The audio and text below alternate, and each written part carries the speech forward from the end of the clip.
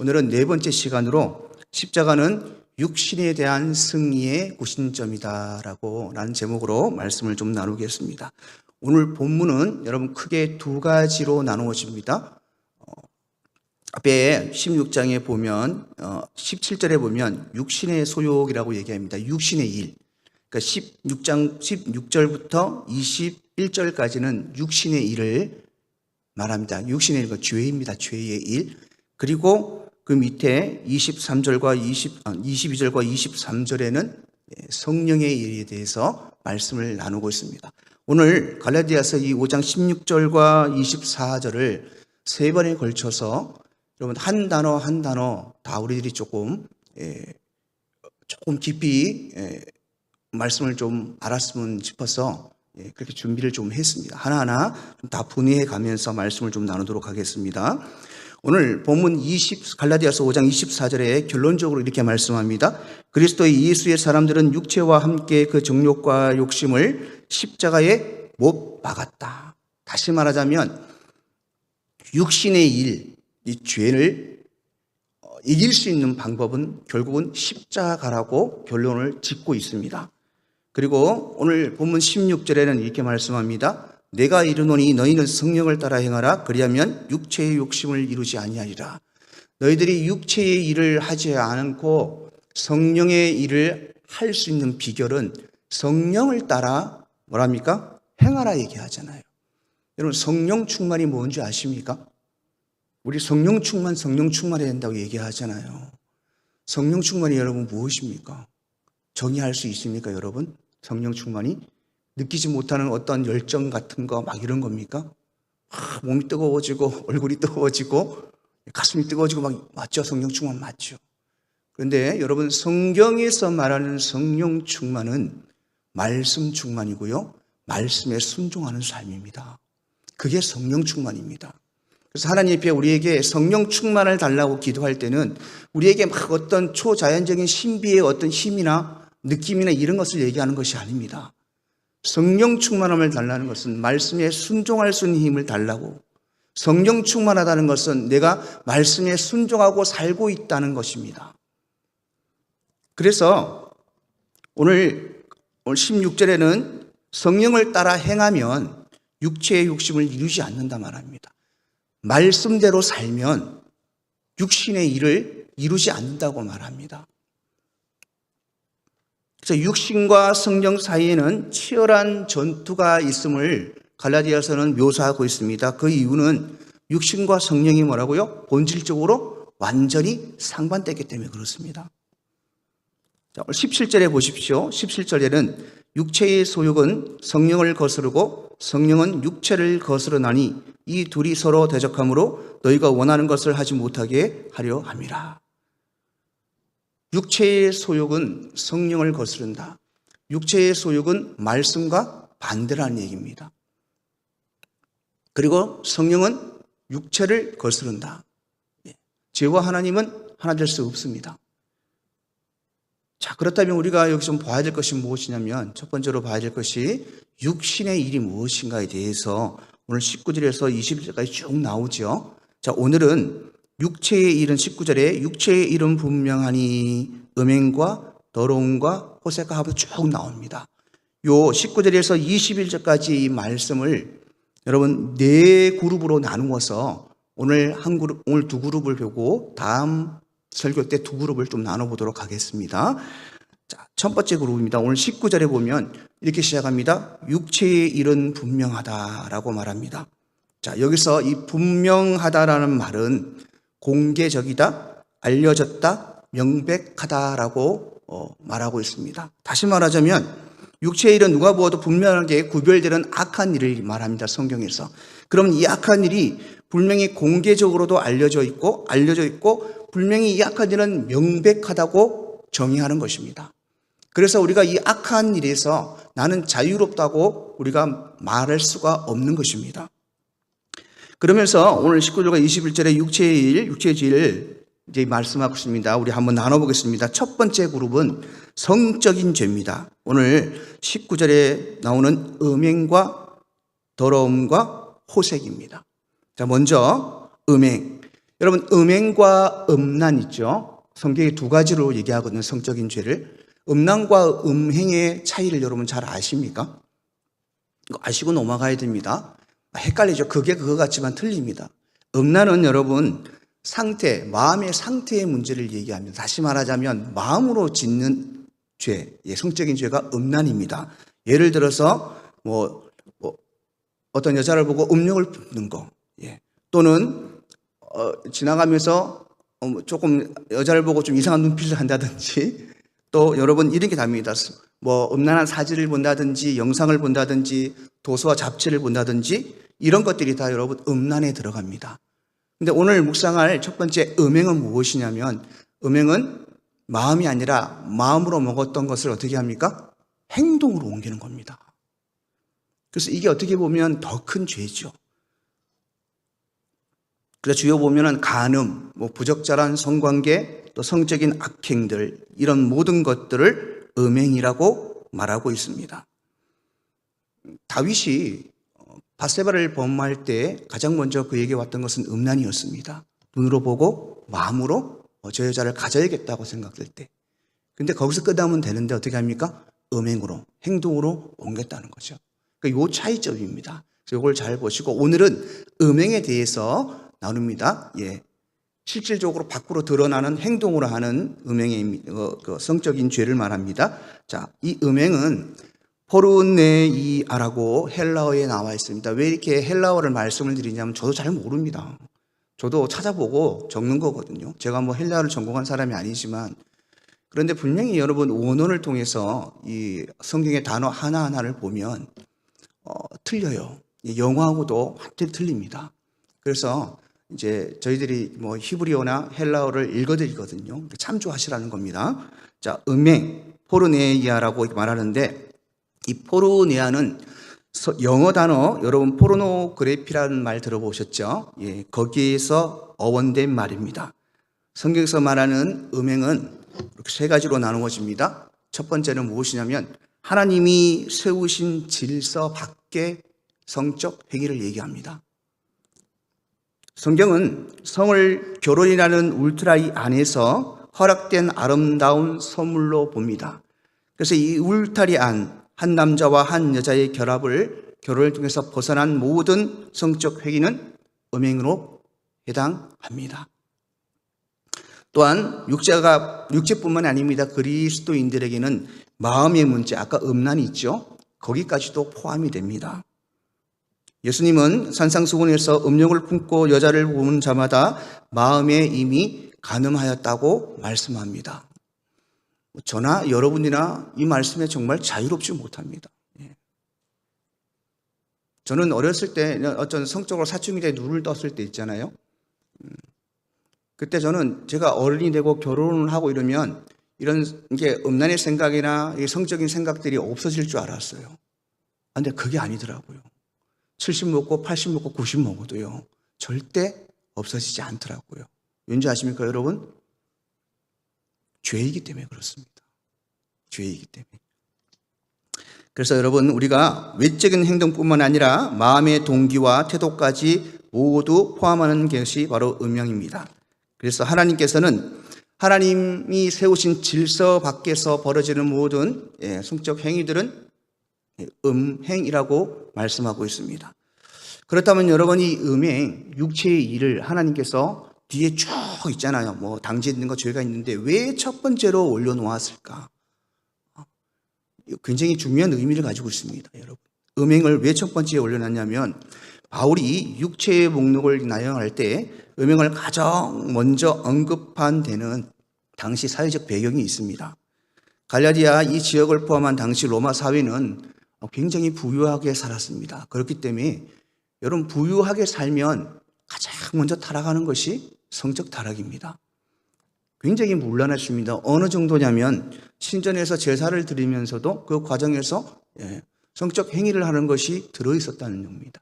그 정도로 그 시대가 굉장히 문란했던, 타락했던 시대였습니다. 그렇기 때문에 사도 바울은 이 음행을 가장 큰 죄로 여겼다고요.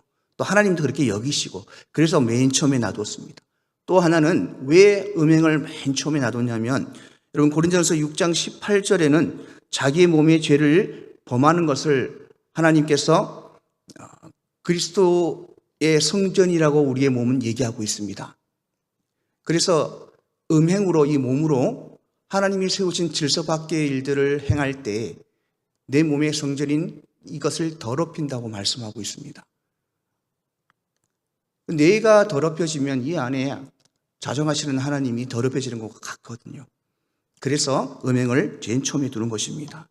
자, 그렇다면 이것은 그 시대 때, 로마 시대 때에 바울이 그 시대의 상을 보고 맨 먼저 음행을 해 놓았지만, 그럼 그것을 이 시대에 그대로 가져와서 보면 똑같아요. 여러분. 지금 보시면 똑같죠. 성적 대상을 지금은 어떻게 생각하냐면요, 어떤 타인을 인격체를 보질 않습니다. 그래서 여자나 남자나 자신의 욕구를 채우기 위한 도구로 보는 경우들이 굉장히 많습니다. 육체적인 쾌락만 바라는 것들.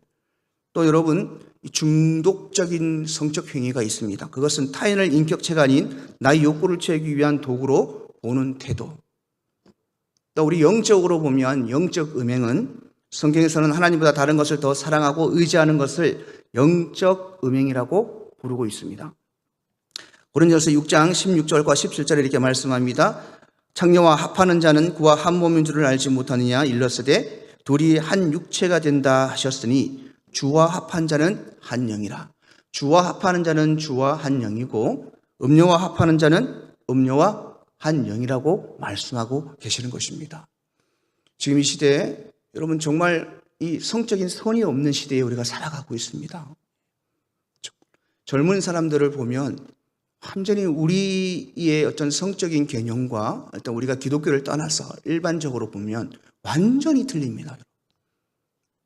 그것이 나쁜 것인지 그것이 좋지 않은 것인지 이 정서적으로 질서적으로 맞지 않는 것인지에 대한 개념이 아예 없습니다.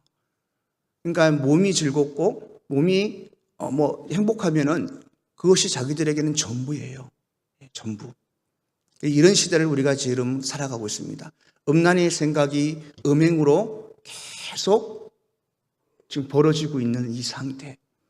그래서 그 두 번째 보면 더러운 것이라고 말씀하죠. 음행 다음에 더러운 것을 얘기하는데 이것은 아카디아시아라고 말하고 있습니다. 이것은 마태복음 15장 19절에 보면 부정하다는 뜻을 가지고 있거든요.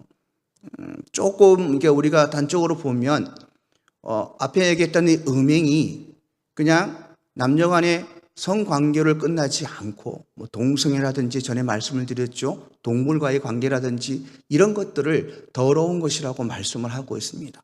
성경적으로 우리가 더 나가서 보면 이 더러운 것이 무엇이냐면 마태복음 15장 19절에 보면 마음에서 나오는 모든 악한 것들이라 말하는데 그것이 무엇이냐면 볼까요? 생각과 살인과 간음과 음란과 도둑질과 거짓 증언과 비방이다. 음란과 음행을 포함한 여러분 우리가 행동으로 나오는 저런 거짓말들, 살인과 도둑질 이런 모든 것들을 더러운 것이라고 표현하고 있습니다. 맑은 물에 흙탕물이 섞여 본래의 바닥을 볼 수 없게 만드는 상태입니다. 진정한 깨끗함은 겉모습의 화려함이 아니라 본질을 가리는 불순물을 걷어내는 데 있습니다. 이 더러운 것은 성경에 반합니다. 그래서 이 더러운 것들이 걷어질 때, 이 불순물들이 걷어질 때 예수 그리스도를 볼 수 있는 것입니다. 세 번째는 여러분 호색입니다. 호색. 아셀게리아라고 말하는데 호색이라는 단어를 여러분 잘 아시죠? 우리가 알고 있는 것이 무엇이냐면 남자와 여자가 육체의 관계를 맺는 것을 몹시 좋아하고 매우 밝힌다. 밝힌다 이런 단어 많이 들어보셨죠? 그런 뜻을 가지고 있습니다. 더러운 것이 이 내면의 부패나 오염된 상태를 뜻한다면 이 호색은 그 부패가 밖으로 터져 나와서 행하는 것인데 거기에 집착하는 것인데 중요한 것이 무엇이냐면 남의 시선을 의식하지 않고 취한다는 것입니다. 에베소서 4장 19절에 이렇게 말씀합니다. 한번 읽어보겠습니다. 같이 시작. 그들이 감각 없는 자가 되어 자신을 방탕함에 방임하여 모든 더러운 것을 욕심으로 행하되, 뭐라 하십니까? 그들이 감각 없는 자가 된다고 말합니다. 그리고 방탕함으로 욕심으로 행한다. 이것이 호색입니다. 호색의 여러분 특징을 우리 그 원본에 이렇게 찾아보면 이렇게 말하고 있습니다. 제어 장치의 고장. 제어 장치의 고장. 여러분, 제어 장치가 차는 뭡니까? 브레이크잖아요. 브레이크가 고장나면 어떻게 됩니까? 뭐 어떻게 됩니까? 가는 거죠, 집으로. 천국으로 가는 거죠, 브레이크 고장나면. 그 의미거든요. 호색을 하되 성적인 어떤 것을 즐기되 절제하지 못한다는 겁니다. 제어가 없다는 겁니다. 근데 여러분, 이 시대에 보면 이 제어가 없는 이 시대에도 남에게 부끄러움을 몰라요. 중고등부 아이들도 요즘에 다 보면은 아직도 그죠? 밖에서 손잡고 어디 우리 때에 그랬다간 택도 없는 일이죠. 그러니까 그런 것들이 당연하다고 생각하는 거예요. 자기 나이 때. 그게 아니거든요. 그러니까 이게 그걸 이제 호색이라고 말씀을 하는데, 제어 장치의 고장이 생기면 특징이 세 가지가 나타납니다. 첫 번째가 뭐냐면 자기 통제를 상실합니다. 자신의 욕망을 다스리는 의지와 능력이 없는 상태를 일컫기 때문에 이것은 곧 성적인 범죄로도 갈 수 있는 것입니다. 두 번째는 여러분, 공공의 질서를 무시합니다. 이 호색은 사회적 규범이나 타인의 시선을 전혀 신경 쓰지 않고 오히려 자신의 방종을 과시하거나 뻔뻔하게 행동하는 증상이 나타납니다. 마지막으로 이 호색은 무질서함을 이야기합니다. 절제라는 울타리가 무너져 내린 뒤에 오는 무법천지의 감정 상태를 말씀합니다. 여러분 보시오. 이게 전부 다 절제, 우리 그 성령의 열매 중에 다 속한 것들의 정반대가 됩니다. 정반대. 지금 이 시대가 여러분 이 호색의 시대를 살아가고 있습니다. 남의 눈을 의식하지 않는 시대. 가장 부끄러워야 될 성적인 면에서도 그 부끄러움을 상실하고 오히려 더 떳떳하게 자신들을 드러내는 동성애자를 보십시오. 동성애자들. 퍼레이드라는 거 보셨습니까, 여러분들?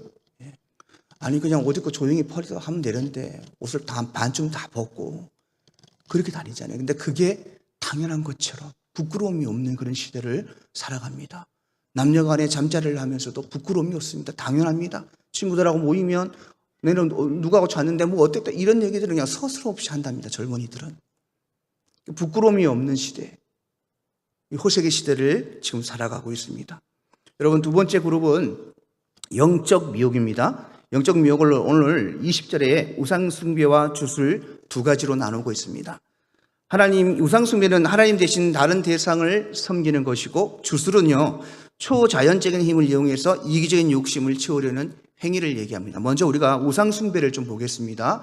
우상숭배는 에디돌과 라이트리아라는 이 단어 두 개가 합성어가 된 거거든요. 에디톨은 우상입니다. 우상. 그리고 라트리아는 예배입니다. 예배. 그래서 이걸 두 개를 합치면 거짓 신들을 예배한다는 의미를 가지고 있습니다. 이스라엘 백성들이 모세가 십계명을 받고자 시내산에 올라갔을 때 밑에서 뭐 했습니까? 금송아지를 만들었잖아요. 그와 같은 의미를 가지고 있거든요. 그래서 하나님께서 십계명에 반드시 이걸 넣으셨잖아요. 출애굽기 20장 4절과 5절에 이렇게 말씀하시죠. 너를 위하여 새긴 우상을 만들지 말고 또 위로 하늘에 있는 것이나 아래에 땅에 있는 것이나 땅 안에 물속에 있는 그 어떤 형상도 만들지 말고 그것들에게 절하지 말며 그것들을 섬기지 말라. 자, 이 시대가 수많은 이단들, 가장 무서운 것은 정통파 교회에서도 이단이 있다는 것입니다. 이단이 있다는 것. 이단은 여러분 다른 거 아닙니다. 성경에서 벗어나는 것들. 하나님이 교회 머리가 아니라 자신이 교회가 머리 되는 것들 다 우상입니다, 여러분. 골로새서 3장 5절에는 이렇게 말씀합니다. 그러므로 땅에 있는 지체를 죽이라. 그 음란과 부정과 사욕과 악한 정욕과 탐심이니 탐심은 뭐랍니까? 우상 숭배다. 자, 여러분 우리가 이 우상숭배를 좀 더 넓은 기독교적 관점으로 조금 우리가 얘기를 해보자면 이런 말입니다. 우리가 그거 없이는 살 수 없다고 믿는 바로 그 무엇이다. 여러분 삶 위에 하나님보다, 하나님 없이는 살 수 있는데 요거 없이는 내가 살 수 없는 그것이 여러분 있습니까? 그것이 돈입니까? 자식입니까? 여러분 자식 그렇게 사랑해 보십시오. 아브라함 꼴 납니다. 거짓말 안 하고 하나님이 바치랍니다. 번제물로. 돈은 모든 악의 일만 악의 뿌리라고 성경은 말합니다. 권력? 여러분 어떤 것입니까? 향락? 하나님보다 여러분이 하나님 없어도 내가 살겠는데 요거 없으면 못 살겠다는 그것이 있다면 우리 기독교에서는 그것이 우상이고 그것은 탐심이라고 분명히 성경은 말씀하고 있습니다. 결국 우상 숭배는 여러분 인간의 창조주나 보편적인 진리가 아닌 피조물이나 자기 자신의 욕망을 절대화할 때 발생하는 영적 왜곡이라고 할 수 있습니다. 성경 전반에 흐르는 우상 숭배의 개념은 요 세 가지로 요약할 수 있습니다. 첫 번째는 대체입니다. 대체는 무엇입니까? 이거 대신 이것을 바꾸는 것이잖아요. 하나님이 있어야 될 우리의 자리에 하나님이 없고 다른 것들이 대체된다는 것입니다. 이게 우상 숭배입니다. 또 하나는 투사입니다. 투사가 무엇입니까? 투사는 전에 우리 원형에서 소들 놓고 이렇게 깃발 올리고 막 이렇게 한 사람들이 투사잖아요. 싸움하는 사람을 상징하는데 하나님과 싸움을 하는데 하나님의 뜻을 이루기 위해 싸우는 것이 아니라 내 욕망을 이루기 위해서 전투하듯이 하나님을 섬기는 것입니다. 이게 우상입니다, 여러분. 지금 우리 교회, 이 시대 교회에서 일어나는 전투적으로 봉사하고요, 전투적으로 신앙생활을 합니다. 그런데 그 목적이 무엇입니까? 하나님의 뜻을 이루기 위한 것이 아니라 자기의 욕망을 하나님 앞에 관찰시키기 위해서 하는 것입니다. 세 번째는 속박입니다. 우상숭배의 속박. 속박이 무엇이냐면 자유를 주시는 분을 떠나서 결국 나를 파괴하는 것들에 스스로 종노릇하는 것입니다. 그들에게 스스로 속박되는 것입니다. 그래서 우상숭배는 요 대체와 투사와 속박 세 가지로 나눌 수 있습니다. 요한일서 5장 21절에 보면 이렇게 말씀합니다. 자녀들아 너희 자신을 지켜 우상에게서 멀리하라. 성경의 마지막 권면 중 하나인 이 말씀은 우상숭배가 외부의 위협이 아니라 우리의 내면에서 끊임없이 일어나는 유혹임을 말씀하고 있습니다. 자, 그렇다면 여러분, 나는 지금 우상숭배를 하고 있는가? 하고 있지 않은가? 어떻게 알 수가 있을까? 우리가 세 가지를 좀 체크해 보면 우리의 신앙을 조금 알 수 있을 것입니다. 첫 번째는 내 삶에 하나님이 주어인가?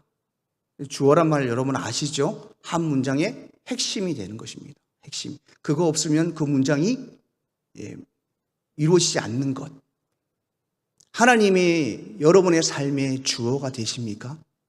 주어가 되십니까, 여러분? 그분 없이는 여러분의 인생이 없다고 믿으십니까? 그러면 여러분 지금 우상숭배에서 벗어나 계신 것입니다. 두 번째, 여러분, 하나님이 나의 행위자인가? 나의 모든 행동이 하나님으로부터 나오는 것인가?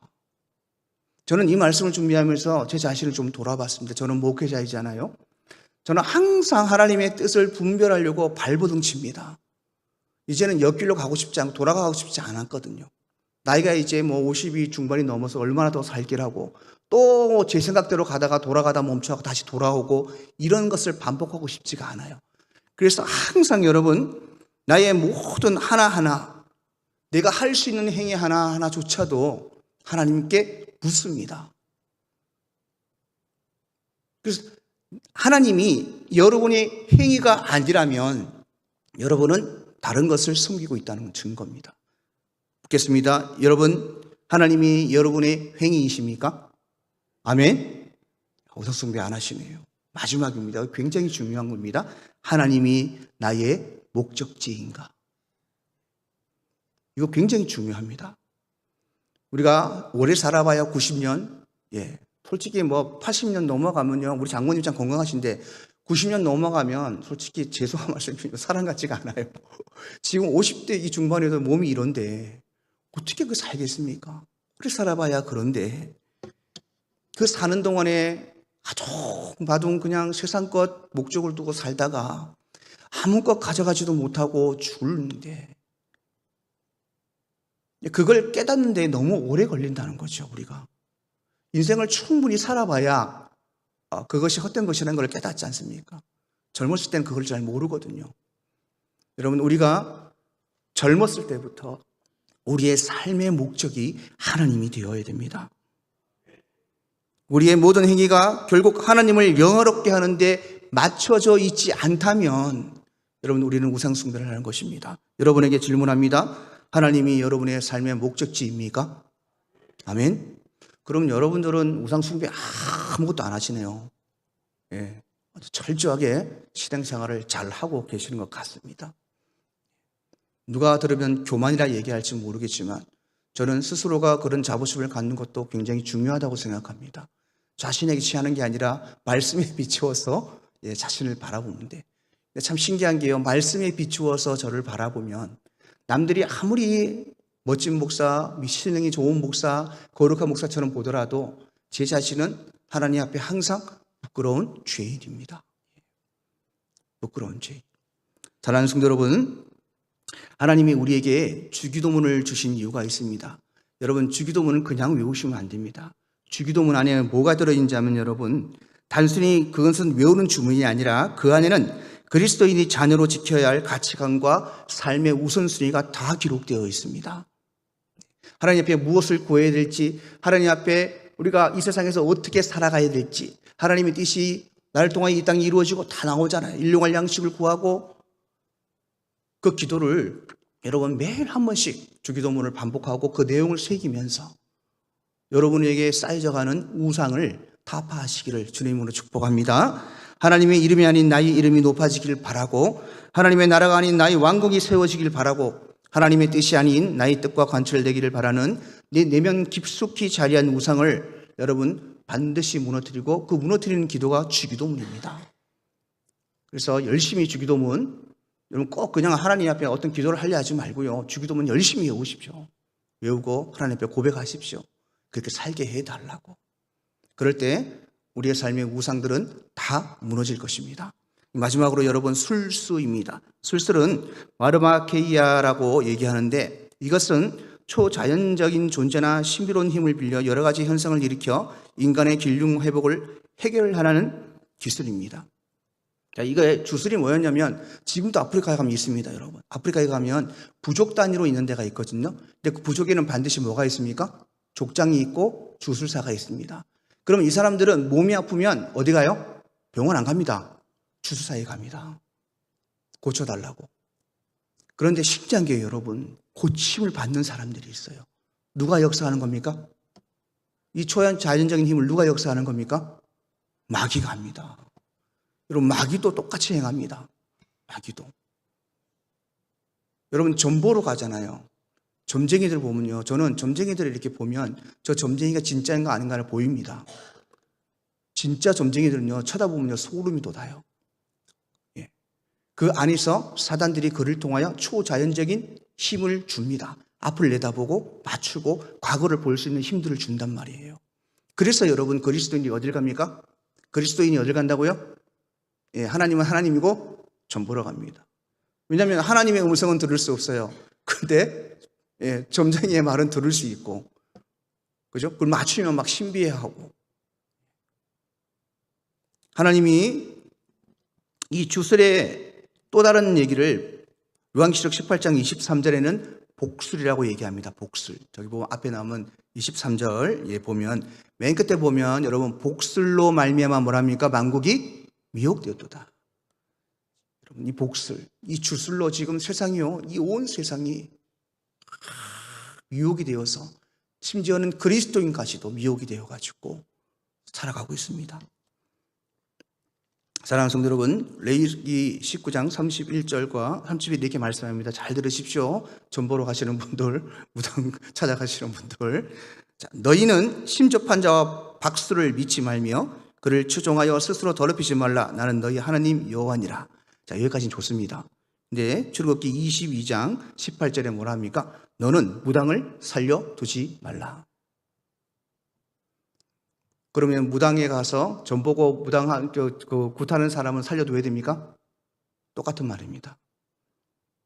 레위기 20장 20절에 하나 더 나옵니다. 남자나 여자나 접신하거나 박수무당이 되거든 반드시 죽일지니 곧 돌로 그를 치라. 그들의 피가 자기들에게 돌아가리라. 굉장히 무서운 말씀입니다. 하나님이 그만큼 싫어하신다는 겁니다. 왜입니까, 여러분? 사단을 숭배하는 것인데 하나님이 그걸 좋아하실 리가 없죠. 사랑하는 성도 여러분, 말씀을 맺습니다. 오늘 갈라디아서 5장 17절에는 이렇게 말씀합니다. 육체의 소욕은 성경을 거스르고 성령은 육체를 거스른다고 성경은 말씀하고 있습니다. 육신의 소욕과 성령은 하나 될 수 없습니다. 육체의 소욕과 성령 중 하나를 선택해야 한다는 말씀이기도 합니다.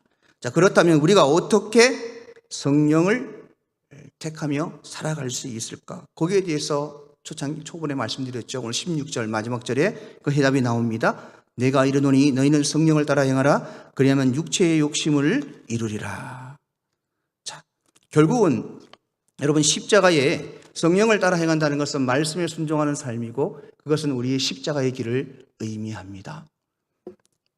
그래서 육체의 일, 이 음행과 더러운 것과 호색과 우상숭배와 이 줄술에서 승리할 수 있는 비결은 십자가를 붙드는 것입니다.